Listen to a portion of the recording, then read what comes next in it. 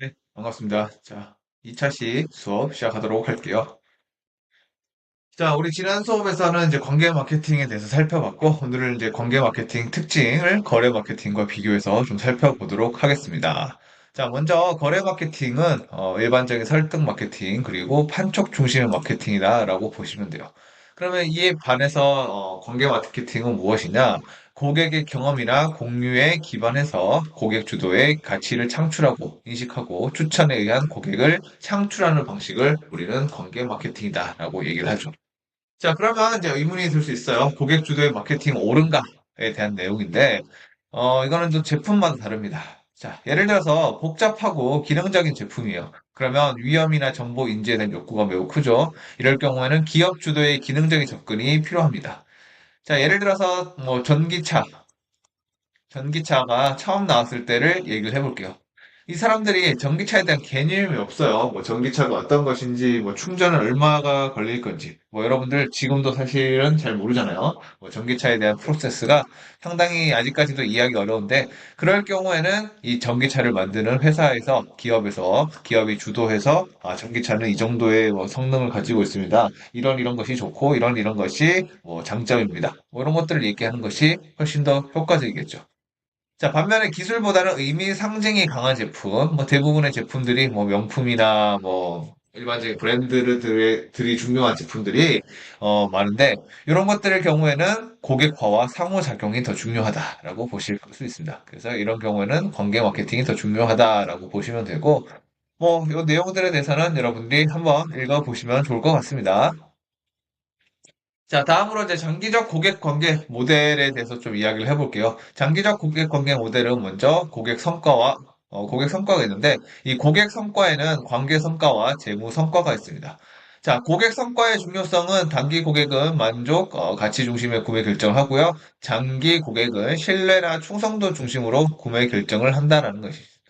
그러니까 결국에 장기 고객이 되면은 내가 이 제품에 대해서 어느 정도 믿음이 갖고 있기 때문에 신뢰, 충성도 중심으로 구매 결정을 하고 그에 따라서 재구매 가능성이 매우 높게 나타난다라는 게 바로 이 내용입니다. 자, 지나친 재무 성과에 대한 강조는 관계 성과에 부정적인 영향을 미칠 수 있습니다. 그래서 이런 경우에 이제 좀 더 기업 입장에서는 조심을 해야 된다라고 하고요. 뭐 우리가 살펴볼 내용은 요 내용이 되게 중요하겠죠. 결국에 이제 장기 고객이 이런 신뢰와 충성도가 이제 중요하다라는 내용을 여러분들이 좀 아시면 좋을 것 같아요. 자, 다음으로 이제 CRM의 기본적인 분류인데요. 이 CRM에는 크게 세 가지 분류가 있습니다. 분석적 CRM, 운영적 CRM, 협업적 CRM인데, 분석적 CRM은 고객의 데이터를 이제 분석을 해서 이 분석을 통해서 마케팅을 하는 방식을 우리가 분석적 CRM이라고 하고요. 운영적 CRM은 이제 기본적으로 이제 뭐 비즈니스 프로세스의 자동화와 관련된 게 있습니다. 그러니까 뭐 여러분들이 예를 들어서 뭐, 기업 입장에서 보시면은, 이제, 예를 들어서 물건을, 발주를 넣어요. 발주. 그래서, 이게 이제 재무팀으로 가죠. 재무팀으로 가서 결제를 받고, 이게 이제 실제로, 물건이 이제 실제로 이제 지출이 됩니다. 영업팀에서 이제 사용을 하겠죠. 그리고 이거를 다시, 이제 회계 장부에다가 기록을 하겠죠. 이런 일련의 과정들이 예전 같았으면은 이제 뭐라고 할까 뭐 문서로 올리고 뭐 발주하고 뭐 그다음에 실제로 찾아가서 결제받고 또 여기서 이제 실제로 자 이제 사용하세요라고 이제 승인을 내리면은 또 사용을 하고 그리고 이제 장부에다 회계를 적는 식으로 했는데 이게 오늘날에는 이제 다 뭐 이제 그 이런 ERP 시스템이라고 하는 이런 전산화된 프로그램을 쓰죠. 이런 게 이제 운영적 CRM입니다. 그게 이제 프론트 오피스, 백 오피스는 뭐 회계, 재무고, 프론트 오피스는 영업팀이 이제 이런 프론트 오피스죠. 이런 것들이 자동화가 됐다라고 보시면 될 것 같고, 협업적 CRM은 고객과 기업 간의 상호작용을 촉진하기 위해서 고안된 전자 우편, 전자 커뮤니티 같은 도구를 뭐 얘기를 한다라고 보시면 될 것 같습니다. 자, 다음으로 이제 인터넷 비즈니스에서의 마케팅 전략에 대한 개념인데, 전략이라고 하면은 뭐 환경 분석을 통하여서 이미 일어난 혹은 장래 일어날 수 있는 환경의 변화가 자사에 제공하는 기회와 위협이 무엇인지를 파악하고 자신의 약점과 강점을 파악해서 이를 적절히 대응함으로써 경제 우위를 확보하는 그런 이제 일련의 기업 활동을 우리가 전략이다라고 보시면 될 것 같습니다. 자, 이 전략들에 대해서 좀 더 이제 살펴볼 건데, 자, 다음으로 이제 인터넷 마케팅 전략을 볼게요. 인터넷 마케팅 전략은 이 마케팅에서 성공적인 활동을 하기 위해서 인터넷 비즈니스를 어떻게 이용을 해야 되는가, 인터넷이라는 도구를 어떻게 이용을 해야 되는가에 대해서 초점을 맞추고 있습니다. 자, 인터넷에서의 마케팅은 인터넷이란 마케팅 도구를 사용하기 때문에 전통적인 마케팅 전략을 몰아낼 것으로 예상되고 있는데, 여기에서 이제 전통적인 마케팅 전략은 과거에 뭐 예를 들어서 TV 광고, 뭐 그다음에 책 광고, 뭐 브로셔 광고, 그다음에 뭐 라디오 광고 이런 것들이 있었죠. 이런 것들을 인터넷을 통해서 몰아냈을 것이다라고 하는 게 바로 이 두 번째 내용이고요. 자, 인터넷은 많은 사람들이 이제 이용하는 동시에 상호작용하게 한다. 이게 제일 중요하죠. 기업과 소비자 간에 과거에는 기업이 소비자에게 일방적으로 어떤 이제 광고에 대한 내용, 제품에 대한 정보를 소개를 해주었는데, 오늘날에는 소비자들이 능동적으로 인터넷을 통해서 제품에 대한 정보를 찾기 때문에 상호작용이 가능하게졌습니다. 그래서 인터넷을 통한 마케팅 전략의 수립은 인터넷 마케팅과 일반 마케팅 간의 차이점을 파악한 후 마케팅의 목표를 정립하고, 그리고 여러 가지 이제 전략을 수립을 해야 된다라는 게 인터넷 마케팅 전략에 대한 내용이고요. 자, 다음으로 이제 살펴볼 내용은 전략적 마케팅 계획 수립 과정입니다. 자, 전략적 마케팅 계획이란 인터넷 비즈니스 기업에게 그들이 무엇을 해야 하고 어떻게 그 계획을 실행할지에 대해서 여러 가지 이제 하는 그런 과정을 얘기를 하고요. 이를 위해서 가장 먼저 해야 될 거는 기업의 사명을 정해야 합니다. 사명, 이 미션이라고 하는데 기업의 어떤 이제 목표죠. 기업의 목표 이런 것들이 있는데 요거를 한번 이제 좀 살펴보도록 할게요. 자, 이런 이제 사명이 이제 제가 목표라고 했는데, 이런 이제 미션을 이제 제시하는, 미션을 이제 구체적으로 문서화시키는 작업을 해요. 이게 바로 사명문이라고 합니다. 사명문. 자, 사명문이라고 하면은 기업의 목적, 기업이 성취하고 싶은 것을 서술한 거. 요걸 이제 서술하고 조직 구성원들의 생각과 행동의 지침을 뜻합니다. 예를 들어서 뭐 학교도 그런 게 있죠. 학교도 뭐 우리 학내 구성원들은 학생들은 열심히 공부해야 되고, 교직원들은 그 학생들이 공부할 수 있게 최고의 환경을 제공해줘야 되고, 뭐 이런 내용들을 실제로 이제 학교에 이렇게 홈페이지에 적어 놓습니다. 마찬가지로 기업도 비슷한 이런 내용들을 적어요. 우리는 어떤 물건을 팔 것이며, 어떤 가치를 소비자들에게 제공할 것이다. 뭐 이런 내용인데, 자, 중요한 내용이 있어요. 기업의 사명문은 의미 있고 구체적이면서 동기 유발적이어야 합니다. 이게 무슨 말이냐? 내가 예를 들어서 회사를 차렸어. 내가 뭐 커피집을 차렸는데, 카페를 차렸는데, 사명문을 이제 적는 거야. 그러면 한 달에 뭐 100만 원을 벌겠다, 1000만 원을 벌겠다. 이렇게 쓰면 안 됩니다. 단순히 매출이나 이익을 추구하는 사명문이 아니라 내가 이 커피를 소비자들에게 판매를 함으로써 소비자들이 예를 들어서 뭐 학생들이 커피 한 잔에 이제 좀 지친 스트레스를 달랠 수 있는 그런 공간을 만들겠습니다. 라는 식으로 되게 추상적이고 좀 뭔가 이렇게 어, 구체적이면서 이게 추상적이고 구체적이면서 동기 유발적이고 의미가 있어야 돼요. 미닝풀 해야 됩니다. 자, 그래서 이런 이제 제품 지향적 사명문과 시장 지향적 사명문이 있는데 결국에 결론을 말씀드리면은 제품 지향적 사명문을 쓰면 안 되고 시장 지향적 사명문을 써야 됩니다. 뭐 내용을 한번 읽어보시고, 자, 실제로 스타벅스의 홈페이지에 들어가 보시면은 스타벅스 홈페이지에 들어가 보시면 이런 게 있어요. 이제 기업의 사명문이 있는데, 여기 보시죠. 기업의 사명문. 여기 우리의 사명 해서 보면은 인간의 정신에 영감을 불어넣고 더욱 풍요롭게 한다라는 겁니다.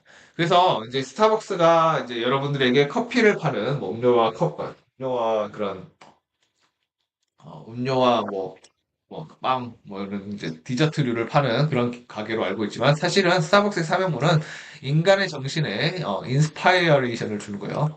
인스파이어라고 하죠.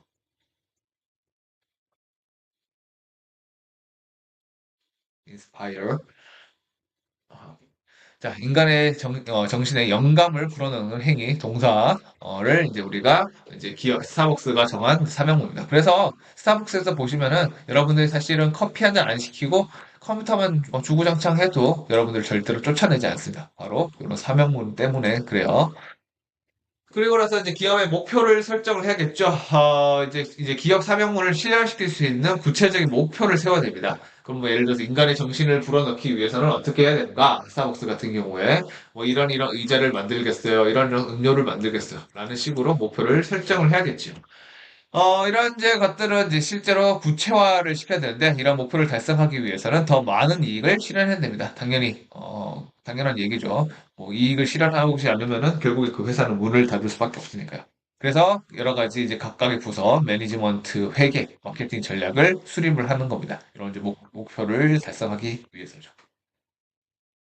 자, 다음으로 이제 사업 포트폴리오에 대해서 좀 살펴볼게요. 사업 포트폴리오는 이제 기업을 구성하는 제품 및 사업의 집합인데, 이런 이제 보통 사업 포트폴리오는 두 단계에 걸쳐서 계획을 수립합니다. 첫 번째, 이제 사업 포트폴리오, 기존의 이제 사업 포트폴리오의 건전성을 분석해서 어느 정도 투자해야 될지 결정하고요. 잘 되고 있는 거는 성장시키고, 안 되고 있는 거는 축소를 시켜야 되죠. 자, 우리 이제 현대자동차 그룹의, 이제 사업 포트폴리오를 볼게요. 자, 현대자동차. 완성차로 이제 현대차와 기아차 자동차를 팔고 있는데, 이 자동차를 팔기 위해서, 이거는 이제 두 개가 합병됐고, 현대제철, 철강을 만들고요. 그 다음에 이제 이 철강에서 남는 재료를 가지고 뭐 건설 사업도 합니다. 그리고 이 자동차를 팔기 위해서 여기 보시면은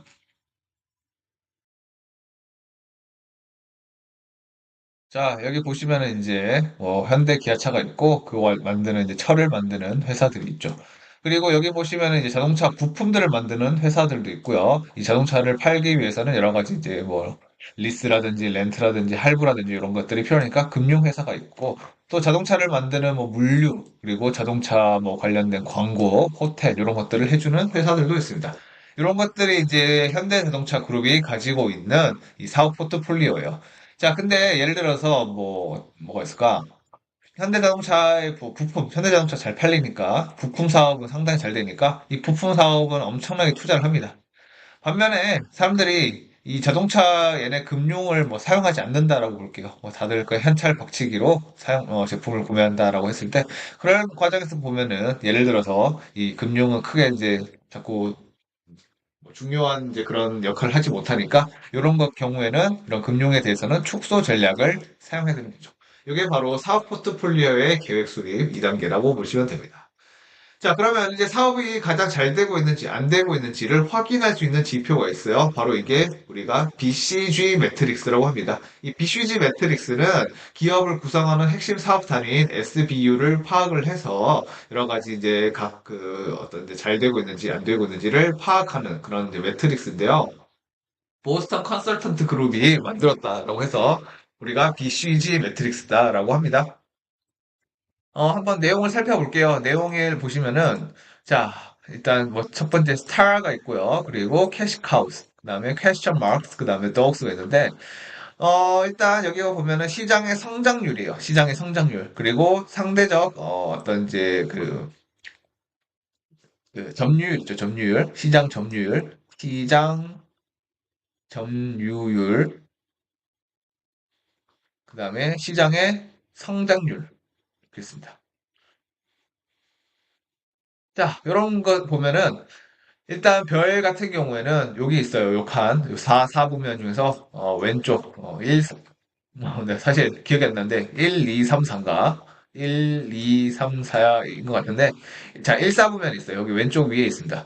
높은 시장 성장률 그리고 높은 시장 점유율이 있고 급속한 시장 성장을 따라잡기 위해서 많은 투자가 필요하다라는 겁니다. 그러니까 별이라는 게 기본적으로 발전 가능성이 매우 높죠. 그래서 이런 경우에는 적극적으로 투자를 해야 된다라고 보시면 됩니다. 자, 반면 퀘스천 마크부터 볼게요. 시장 성장률은 높아요. 근데 시장 점유율은 낮습니다. 그래서 내가 이거를 가지고 많이 투자를 해서 많이 투자를 할지 아니면 아예 이제 포기를 할지를 정해야 돼요. 이게 잘하면 성공할 수 있으면은 이쪽으로 가가지고 이렇게 가가지고 많은 돈을 벌겠죠. 근데 반면에 이게 이제 실패를 하면은 망해버릴 수도 있습니다. 그래서 이런 내용들이 이제 기본적으로 퀘스천 마크가 가지고 있는 내용이고 자, 다음으로 이제 볼 내용은 캐시카우인데 시장 성장률 낮아. 근데 높은 시장 점유율을 가지고 있어. 그래서 돈을 막 벌어대고 막 그냥 돈을 막 쭉쭉쭉쭉 벌어들이는 겁니다. 그래서 투자 규모가 크지 않고 많은 현금을 벌어들이기 때문에 요 단계에 있는 거는 상당히 괜찮은 이제 분야다라고 보시면 되는 거죠. 자, 개 볼게요, 개. 개는 기본적으로 한국이든 서양이든 좀 약간 부정적인 의미예요. 뭐, 강아지는 귀엽지만, 뭐, 개라고 하면은 기본적으로 좀 뭔가 이렇게 뭐 욕도 개와 관련된 욕들이 많고 뭐 그렇죠. 이거는 동양 서양 다 똑같습니다. 자, 낮은 시장 성장률, 낮은 시장 점유율이어서 요거는 이제 현금 창출의 가능성이 매우 낮으니까 요 경우에 속한 사업의 경우에는 반드시 철수를 해야 된다라는 겁니다. 자, 여러분들에게 이제 시험에 문제 나올 거는 이런 거겠죠. 시장의 성장률이 높고 높은 시장 점유율이 있을 때는 투자를 어떻게 해야 될까요? 뭐 이런 것들을 시험을 문제를 낼 수가 있습니다. 뭐 한번 이거는 각자 한번 살펴보고 자, 다음으로 이제 사업 포트폴리오 전략 계획 수립의 변화에 대해서 한번 살펴보도록 할게요.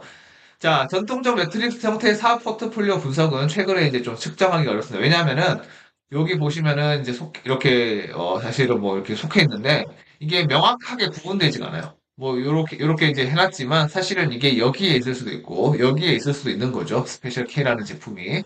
자, 그런 것처럼 이제 실제로 이제 좀 측정하기가 어렵기 때문에 최근에는 이제 좀 전략 계획의 수립을 CEO가 총괄하기보다는 각 사업부로 권한을 이양을 해줍니다. 특히 이런 게 인터넷 기업에서 더 심화되는 경향이 나타난다라고 하는데, 예를 들어서 로레알에 대해서 이야기를 좀 해볼게요.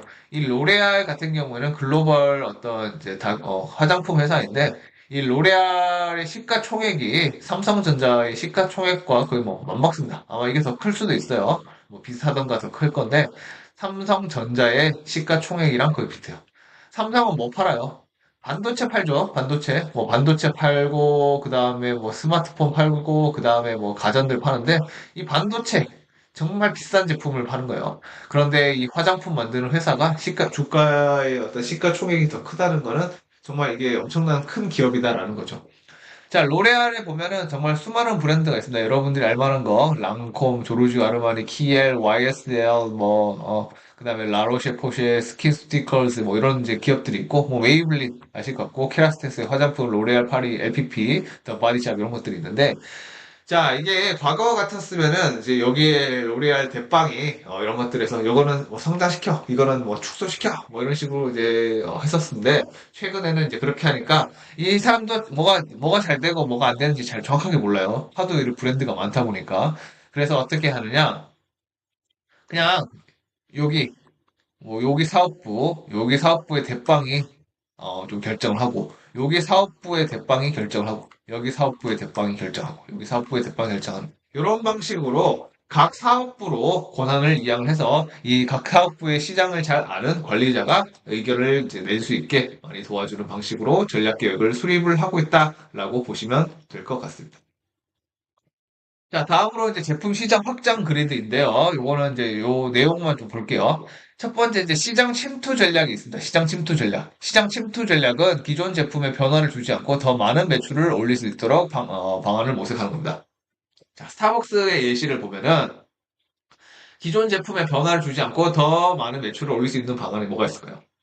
이 스타벅스가 최근에 그 지역에 적합한 그 지역에 어울리는 방식으로 스타벅스의 매장을 꾸며내고 있죠. 예를 들어서 경주에 스타벅스 가면은 경주가 뭐가 유명해요? 문화유산이 유명하잖아요. 그래서 경주의 그런 신라시대 때 그런 건물들의 느낌이 나는 스타벅스를 만들기도 하고요. 뭐, 그 다음에 서울 같은 경우에는 경동시장에 이제 스타벅스를 만들었는데, 이 뭔가 시장의 분위기와 좀 적합한, 어울리는 그런 느낌의 이제 스타벅스를 만들기도 했죠. 자, 시장 개발 전략이 있습니다. 시장 개발은 기존의 제품을 가지고 새로운 신규 시장을 개발하는 거예요. 스타벅스는 이제 중국, 인도 시장을 좀 강화했고요. 최근에 이제 배달 시장을 강화를 했습니다. 자체적으로 배달을 하기도 하고요. 쿠팡이츠를 통해서 자신들의 제품을 이제 이런 배달 앱을 통해서도 물건을 팔기도 하죠. 자, 제품 개발이라는 게 있습니다. 제품 개발은 기존 고객들에게 수정된 혹은 신제품을 제공하는 겁니다. 스타벅스는 어떤 식으로 했느냐? 인스턴트 커피를 만들었어요. 인스턴트 커피. 인스턴트 커피를 출시를 했고, 그 다음에 그 보면 이제 네스프레소랑 협력을 해서 그런 캡슐 커피를 만들기도 했죠. 이런 게 제품 개발이고, 다음으로 다각화 전략이에요. 다각화 전략은 기존 제품과 고객을 벗어나 새로운 사업을 시작하거나 인수하는 것을 뜻하고요. 이런 티바나 같은 것들을 인수를 하는 게 스타벅스의 다각화 전략이 있습니다. 커피만 팔지 않고 티까지 판매를 하겠다라는 게 바로 스타벅스죠. 그래서 이런 제품 뭐 시장 확장 그리드를 외우기보다는 요 각각의 네 가지 제품 시장 확장 그리드는 네 가지가 있다. 시장 침투 전략, 시장 개발 전략, 제품 개발 전략, 다각화 전략이고 각각의 예시에 대해서 여러분들이 공부를 하시면은 시험에서 좋은 성적을 받을 수 있습니다. 다음으로 이제 축소 전략인데, 예를 들어서 시장에서 수익이 나지 않으면 기업은 과감하게 이제, 한 번씩 이제 전략을 수행을 해야 됩니다. 과감하게. 그게 어떤 게 있느냐. 그냥 결국에 이제 제품에서 손을 떼겠다. 그 시장에서 손을 떼겠다라고 하는 게 바로 축소 전략이에요. HSBC 같은 이제 은행은 미국에서 이제 소매 금융을 이제 안 하고 무조건 이제 B2B만 진행을 하는 거죠. 자, 삼성 같은 경우에 VR 사업에 뛰어들었다가 완전히 이제 접었죠. 완전히 접어들었고, 뭐 VR 대신 AR에 투자를 한다 했는데, 이 AR도 상당히 많이 접고 있습니다. 그런 것들이 삼성이 봤을 때는 이런 VR 사업에 크게 도움이 안 된다라고 생각을 한 거예요. 뭐, 요 내용은 넘어가도록 하고, 이것도 실제로, 뭐 이런 게 있다 정도만 여러분들이 한번 각자 보세요. 자, 다음으로 이제 인터넷 비즈니스 기업의 환경 분석이요. 환경이란 무엇이냐? 조직을 둘러싸고 있거나 조직에 영향을 미치는 일련의 영향력 및 상황을 의미를 합니다.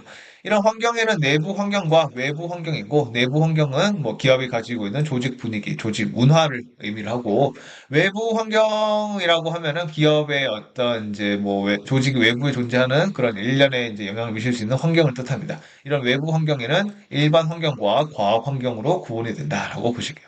자, 일반 거시 환경의 경우 사회 모든 조직에 영향을 미치는 환경이 있고요. 과학 미시 환경은 어떤 특정 조직에 직접적인 영향을 미치는 요인, 이런 것들이 있습니다. 한번 읽어보시면 좋을 것 같고요. 그림으로 나타내면 다음과 같습니다. 자, 먼저 미시 환경부터 살펴볼게요. 미시 환경에서는 이제 회사가 있습니다. 회사. 뭐 당연히 이제 회사 안에 이제 다른 여러 집단들 있죠. CEO가 있고요. 뭐 재무 총책임자, 뭐 CFO라고 하죠. 그다음에 R&D 담당 부서, 뭐 영업팀, 법무팀 이런 것들이 있는데 이런 것들을 다 고려해야 됩니다. 그리고 회사가 내가 이제 회사를 운영하고 있다 하면은 경쟁자들이 있습니다. 자, 경쟁자는 유사하거나 동일한 제품을 생산하는 그런 이제 경쟁 업체들을 뜻하고요. 인터넷 비즈니스 기업의 경영자는 경쟁 기업의 전략과 여러 가지 것들에 대해서 끊임없이 추적을 해야 됩니다. 예를 들어서 배달 어플리케이션이 이제 선두주자는 아마 배달의 민족이었는데, 배달의 민족이 잘 되니까 후발주자로 쿠팡이츠, 요기요가 뜨죠. 그럼 배달의 민족이 얘들을 이제 경쟁에서 이기기 위해서 어떻게 해야 되느냐? 쿠팡이츠의 전략, 요기요의 전략들을 끊임없이, 캐치업을 하고, 따라잡고, 확인을 하고, 또 그것보다 더 나은 여러 가지 전략들을 펼쳐야지, 배달의 민족이 시장의 선도자로서 자리를 잡을 수가 있게 되겠죠.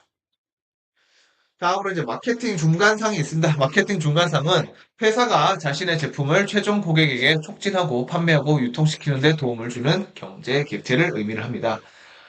이런 이제 마케팅 중간상은 네 가지가 있는데, 첫 번째 이제 재판매업자가 있습니다. 재판매업자는 기업이 고객을 발견하거나 그들에게 판매가 이루어지도록 도와주는 유통경로 기업들을 의미를 하고요. 예를 들어서 화장품을 판매하는 올리브영, 여러 가지 이제 음식 같은 제품들을 판매하는 이마트, 홈플러스가 있고, 심지어 최근에는 잘 되고 있는 기업이죠. 여러 가지 옷이나 신발 이런 것들을 판매하는 무신사 등이 재판매업자 기업에 속합니다. 그리고 물적 유통회사가 있는데, 이거는 이제 기본적으로 택배 회사다라고 생각하시면 돼요. CJ, 대한통운, 한진해운, 롯데 로지스틱스 등이 있습니다. 그리고 마케팅 서비스 조직은 광고회사다라고 보시면 돼요. 광고회사 제일 유명한 거 있죠? 제일기획, 삼성의 제일기획, 현대자동차의 이노션, 대홍기획 이런 것들, 롯데의 대홍기획 등이 있습니다. 자, 금융중간상이 있는데 이 금융중간상은 기업의 자금 조달을 도우는 거예요. 뭐 캐피탈이라든지 각종 벤처 스타트업들, 벤처 캐피탈 기업들이 여기에 속한다라고 보시면 될 것 같아요. 자, 다음으로 이제 공중에 대해서 살펴보겠습니다. 공중은 뭐 조직의 목표를 달성하는 능력에 영향을 미치거나 조직과 실제적 잠재적으로 이해를 관계를 갖는 집단인데, 뭐 금융기관, 미디어, 정부, 지역은 뭐 여러 가지 지역사회 커뮤니티 조직. 이 라이온즈 클럽이 삼성 라이온즈 이런 게 아니라 그냥 이제 지역사회에서 어떤 봉사활동 하시는 분들이에요. 그리고 일반 공중, 내부 공중 이런 것들이 있고, 자, 가장 중요한 미시 환경의 주체가 있죠. 바로 소비자입니다. 자, 소비자. 미시 환경에서 가장 중요한 참여자들이고, 이 소비자들이 실제로 이제 물건을 이제 구매를 하기 때문에 소비자들에 대한 행동 분석이 가장 중요합니다. 과거에 이제 과거에는 판매자 중심 시장이에요. 기업이 일방적으로 이제 소비자들에게 물건에 대한 제품에 대한 광고를 했었는데 최근에는 소비자들이 인터넷을 통해서 제품에 대한 정보를 능동적으로 찾을 수 있기 때문에 구매자 중심의 시장으로 변했고요. 그럼에 따라서 소비자의 행동 분석을 살펴보는 게 가장 중요한 내용입니다. 그래서 요 내용에 대해서 한 꼭지를 배울 정도로 이 내용에 대해서 자세하게 다룰 예정입니다. 어, 일단 오늘은 여기 미시 환경까지 좀 진행하도록 할게요. 다음 시간에 우리 또 거시 환경에 대해서 살펴보도록 하겠습니다.